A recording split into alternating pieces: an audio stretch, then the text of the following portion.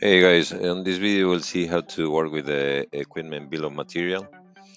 In this case we have this equipment and doesn't have any bill of material yet, so I'm gonna copy this. If I try to open using the transaction IB02, what you are gonna get is an error saying that the bill of material is not found, meaning that it's not been created yet. So in cases like this, what you have to do is to go to the transaction IB01, and then here you have the option to copy from another equipment. So if I go to my other machine functional location structure, I can find another equipment for that is a similar machine. So I'm gonna grab this equipment that already have all the parts that we need to include on this new equipment, and then our new equipment bill of material. And then what I'm gonna do is to copy. If I hit enter from here, what I can do is to enter all of them manually, but that is not the idea. So I'm gonna cancel from here,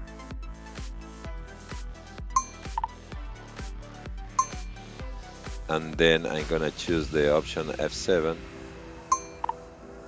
and I'm gonna paste here the equipment where I gonna copy the material from. So I'm gonna enter. I have to select all of them, and then I have the option F5 to copy, and then you can save it. Okay. So after you create the bill of material for the equipment, you cannot use anymore the transaction IB01. You have to use instead the IB002 to modify the bill of material, or 03 to just display the bill of material. So let's try it here, and here you have the codes. And let's say we have the item number 341, and let's say we don't want to that material be on the BOM. So what I'm gonna do is to jump to the position 341, and what I can do is I'm gonna copy this symbol or SAP code, and I'm gonna delete that item. Okay, so I can save now.